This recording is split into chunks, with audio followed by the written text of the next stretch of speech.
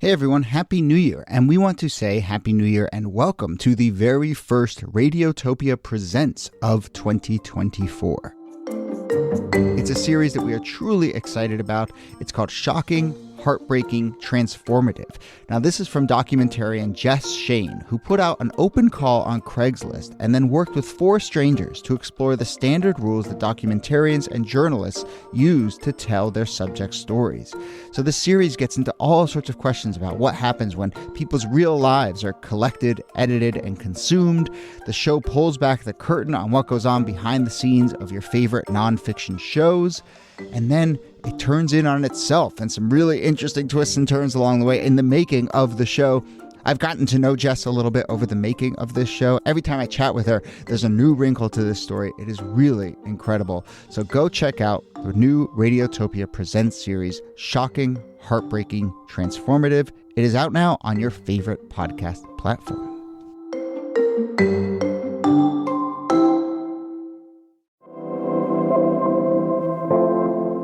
Hello and welcome to This Day in Esoteric Political History from Radiotopia. My name is Jody Avirgan. This day, August 23rd, 1964, Fannie Lou Hamer appeared before the Credentials Committee at the Democratic National Convention. She was there as a representative of the Mississippi Freedom Democratic Party to ask for recognition as the official delegate on behalf of the state of Mississippi. Her remarks were preempted by a speech from President Johnson, but then later rebroadcast by many of the networks, and we'll get into some of the details of that and why it matters. But suffice it to say, this stands as kind of one of the major showdowns in convention history and in the political history of the civil rights era. And since this is Sunday and this is our Election Sunday special, we'll also use this as a chance to not just talk about this moment, but Hamer's career and legacy, the convention showdowns of the 60s, and lots more. And here to do that is, as always, Nicole Hemmer of Columbia. Hello, Niki. Hey, Jody. And our special guest for today is Dr. Kellie Carter-Jackson, assistant professor at Wellesley College. Kellie, thank you for doing this. Hey, thanks for having me. So do we want to start painting a picture of that actual day? I mean, I called it a showdown. Correct me if you think that's too dramatic of a word. But what exactly is going on here when we have Fannie Lou Hamer trying to give remarks at the convention and then the president of the United States preempts it with a speech?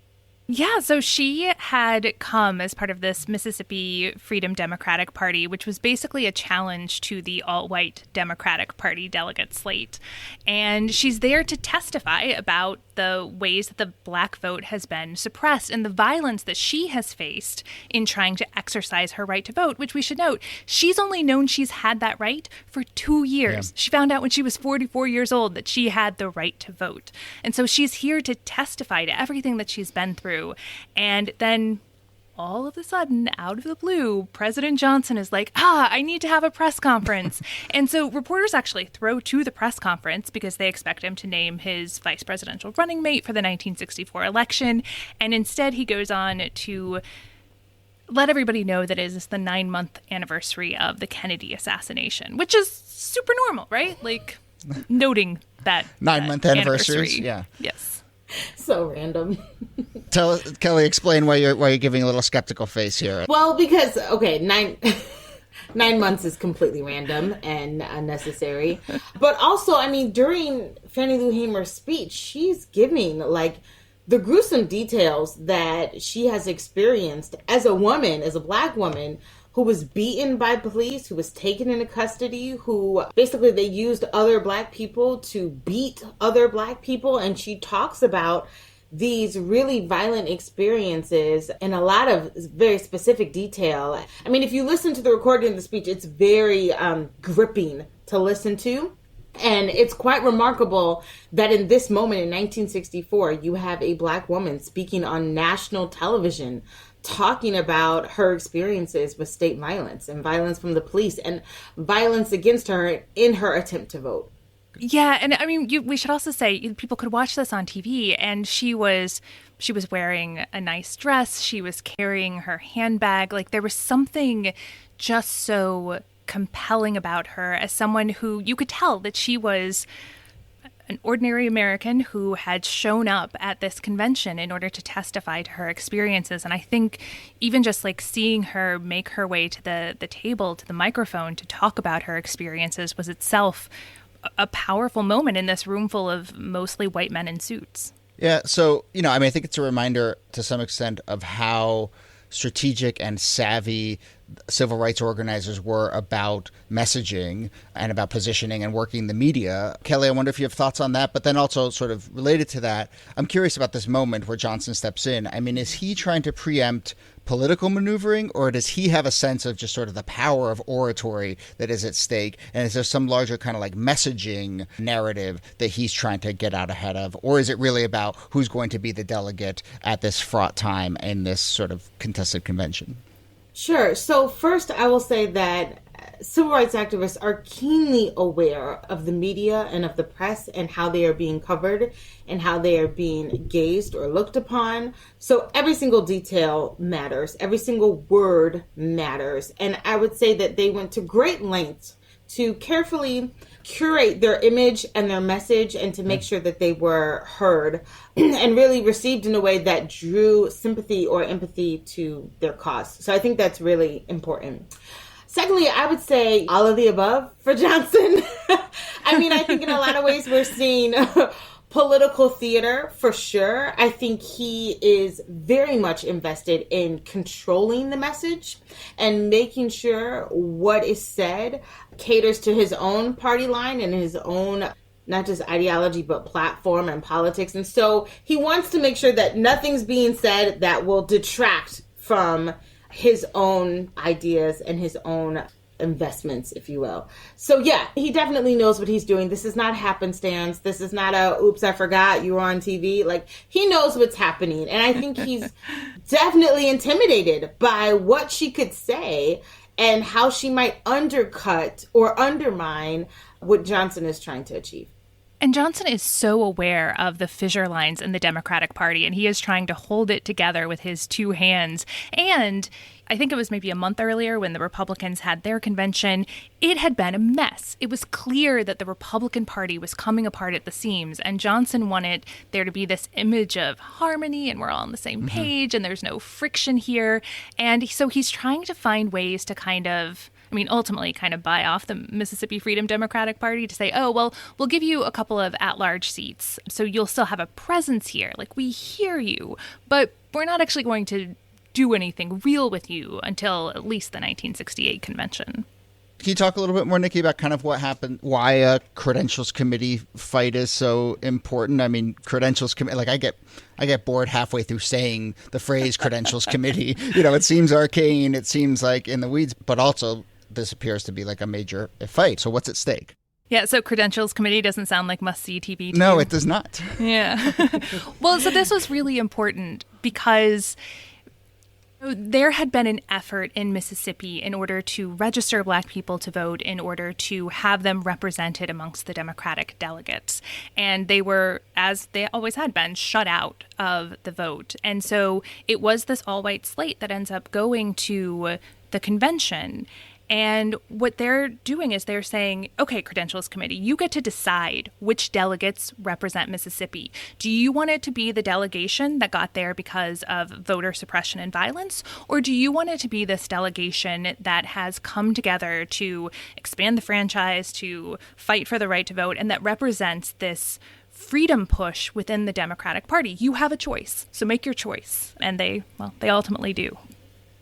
So, Kellie, let's talk a little bit about Fannie Lou Hamer's sort of political career and her biography. I mean, I will start by saying one thing, which is Niki mentioned it, and in every biography of Fannie Lou Hamer, you read it, and you still kind of have to pause and linger and get your head around this fact that she did not know until she was in her 40s that there was even a right to vote. And it was 2 years, I think, before she's appearing at the Democrat National Convention that this happened. So, I mean, this seems like an incredibly quick political awakening and an incredibly quick rise to activism for her. So just put this in the context of her career and her legacy.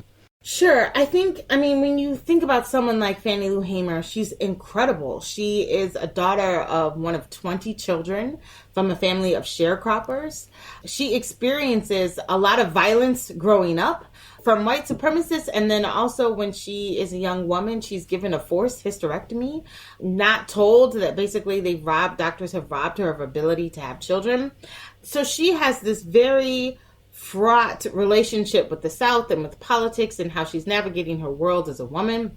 And when she comes to SNCC and realizes, I have the ability to be able to vote, but can't vote, and wants to get involved. And it's really interesting because Fannie Lou Hamer sort of does have this rocket star rise, especially with her speech at the 1964 convention, but then also has this sort of sudden demise. And when she doesn't particularly live a very long life, when she dies, she's almost a virtual unknown within the movement. Even though Andrew Young gives a eulogy at her funeral, she's still not someone of prominence in the movement in the way that we would think of a Rosa Parks, or the way that we might think of maybe Ella Baker or Daisy Bates or someone of that stature. So she does sort of get lost in the historical sauce of how we remember Fannie Lou Hamer. And the only sort of high point moments of her life is this 1964 convention in which she is dominating all television screens, talking about her experiences. So in a lot of ways, I don't feel like Hamer's been given the credit she deserves, and that her life is so much more than this moment. But I think that's the moment that we all harp on when we think about her work and her activism. But wait, I feel like there is a quote that she's pretty well known for that you see on T-shirts and stuff. Do you want to talk about that one? The quote that Fannie Lou Hamer is perhaps most notably known for is, "I'm sick and tired of being sick and tired." And did she actually say that? Yes. Yes, she actually did say that. And I feel like that has become, what she's most known for. And she had every right to be tired, that's for sure. But yeah, I hope the quote causes people to investigate more into where her weariness stems from and what she, was working against. But, she didn't create the quote, but it's definitely the one that's most attributed to her, and it's understandable why. Yeah, I think it's also worth adding that she ran for office on several occasions, and even after the 1964 convention. And the reason that I underscore that is once she realized that she had a right to political representation and political power, she did so much with that in such a short amount of time. She understood this as a right that she had, and she was going to use it as much as she possibly could. And there is just something so powerful about that in a lot of ways, which is why I think that you're right, Kellie. She's not somebody who is often mentioned in the pantheon of civil rights leaders, and she absolutely should be. Well, you don't get Shirley Chisholm without Fannie Lou Hamer. I mean, we credit Shirley Chisholm as the first Black congresswoman, and she is. But even without Fannie Lou Hamer's failed attempts to run for office, are we even allowed to conceptualize what a Black elected woman official looks like? Let's go back a little bit to the convention of 64 and the effect of her remarks and then that election year. Now, I will say we've talked a little bit about how Johnson preempted this speech. I don't think it really worked, right? I mean, all the networks seemingly cut back to her remarks that night. She was all over the place, as you were saying, Kellie. Her star really rose at this point. So, at some basic level, you have a showdown between the president and someone who didn't know they had a right to vote 2 years earlier, and she ends up prevailing in some way, which is really fascinating. But give us the larger political context, Niki, of what effect her words, this effort on the part of her delegation have in 64. Does it actually change the nature of that race? So I don't know that it changed the nature of the race that much. I mean, in some ways, she was thwarted in what she wanted. She didn't get the full seating of the delegates. But what she was able to do was she was able to make her case. And she was able to make her case to a national audience. And in the longer run, what we see happen with the Democratic Party is that the white segregationists who made up the Mississippi delegation that did get the seats in the 1964 convention, their days in the party were numbered. I don't want to paint too rosy a picture of how sort of racially progressive the Democratic Party becomes, but in the long run, Fannie Lou Hamer wins that fight. White segregationists have to go find another home for themselves. And it's 1964. Barry Goldwater, again, is the Republican nominee. He had opposed the Civil Rights Act that was signed into law earlier that summer. And so those white segregationists who get pushed out of the Democratic Party see the Republican Party as a welcoming new home. Where can we put this in terms of Johnson? Does this moment or this year and this election at all start to fit into what some people see as a sort of political awakening for Johnson? Or, I mean, kind of how do we understand the Hamer and Johnson dynamic, Kellie? That's a really good question. I think, and Niki can correct me if I'm wrong on this, I feel like Johnson's more of his political awakening comes with the Voting Rights Act of 1965 and Selma, and the interventions that he makes in Selma that allow voting rights to actually really have change on a national level. And basically, he helps to ensure that all Black people can vote by signing this legislation. So I think I would say that it precipitates his change toward moving toward this. But Selma's a big part of that. I see Selma as a really big turning point. And then the Voting Rights Act that comes shortly after that, I think, is what puts Johnson on the map as a much more progressive president, or a president of the civil rights movement. Yeah, I mean, Black activists were constantly pushing Johnson. And I think that the Hamer moment comes at this really interesting time because the Civil Rights Act had passed. Hooray, equal rights for everyone. And it's very clear, even in that moment, that this has not solved all of these problems. And that's, I think, why the Voting Rights Act is so important, because it's a recognition that there is still so much more work to be done. And for a lot of white liberals, they really feel like after 1965, okay, the work has been done. Right. But that is a really important moment for Johnson because he continues to show a responsiveness, if not a complete responsiveness, a responsiveness to the calls for justice from Black activists. And he's not the driver of it, but he's the president, and he makes it happen. Mm-hmm.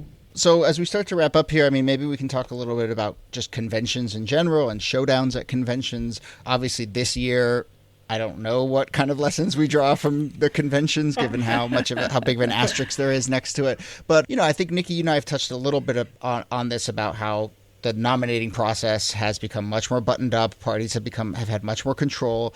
So, my instinct is to look at a moment like this and say, oh, we don't get these kinds of big fights happening at a convention anymore. A convention is no longer the place where the big fissures of a party come clashing together. Nevertheless, I was there in 2016 at both conventions where it did feel like, oh my gosh, there are real voices that are clashing here. So I'm arguing against myself, I suppose, but I'm asking, do these kinds of moments still have a place at conventions? And will we see a sort of Hamer versus Johnson showdown anytime in the future? So there are still meaningful fights at conventions. They tend to have to do with lines in the platform, which are indications of the direction that the party is heading. You see these over abortion in the 1980s and 1990s in the Republican Party, but even in 2016, there were a lot of fights in the Democratic Party over what the platform was going to look like. And you also see in conventions where there are actually delegates, you do see booing and hissing and fights that come out on the floor when delegates who support opposing candidates clash with one another. But, a lot less than you used to. Yeah. In the 1950s and 1960s, these first televised conventions, who is going to become the nominee is still up in the air. And so these battles have much more meaning because they have a much more immediate consequence. Like, who is the nominee going to be? That, I think, is well in the past. And if we continue to do these virtual conventions, I mean, basically the only thing that they're going to be are messaging events. Mm-hmm, mm-hmm. Watching the DNC this past week, it felt like a really big PR move to show, like, we're united. We're all on the same front. We all support Biden. I felt like it was necessary in these unprecedented times to sort of create solidarity as much as possible. And so when you had all of, or a good portion of the DNC contenders or possible candidates all, coming together and having these conversations and telling their Joe Biden moments. And I was kind of like, really? This is interesting. And not all candidates actually got to show up there. So you have to wonder. No, that was curated too. All of that was curated. Yes. Right. Even to what Elizabeth Warren said. I was like, wow, okay. Yeah. I mean, when you attend a convention, even, in the last couple cycles, which as Nick is describing is still a very buttoned up affair, there's a moment where you can tell, like, oh, the TV cameras are here. Oh, this is the primetime stuff. And it gets buttoned up. And this year, it was just everything was that. Everything was those 2 hours at previous conventions that are made for TV, where no mistakes, no nothing. And, just by nature, I think, of the medium and potentially the sort of nature of the moment, you could tell that everything was going to be that. And, it's hard to pipe in been booing and hissing through Zoom, so I don't think we're going to have that anytime soon. And there's not a lot of motivation to actually do that. That would be amazing. If they were like, to honor the spirit of conventions past, we're just going to have one person on Zoom just like booing and storming out of the room. With the thumbs down emoji. We'll see. All right, we're going to leave it there. This has been great, but thank you, Nicole Hamer, as always. Thank you, Jody. And thanks to you, Kellie Carter-Jackson of Wellesley. Thanks so much for having me. This Day in Esoteric Political History is a proud member of Radiotopia from PRX. Our researcher and producer is Jacob Feldman. You can follow us on social media. We're posting a bunch of stuff on Twitter and Instagram every day, moments big and small. Find us at This Day Pod. Thanks to everyone who's been reaching out with comments and potential topics. They're very much appreciated, or anything you have to say about the show, you can email us thisdaypod@gmail.com. There's also a contact form at thisdaypod.com. My name is Jody Avirgan. Thanks again for listening, and we'll see you soon. I was in jail when Matthew Evers was murdered. All of this is on account of we want to register to become first-class citizens. And if the Freedom Democratic Party is not seated now, I question America. Is this America, the land of the free and the home of the brave, where we have to sleep with our telephones off of the hook because our lives be threatened daily, because we want to live as decent human beings in America? Thank you.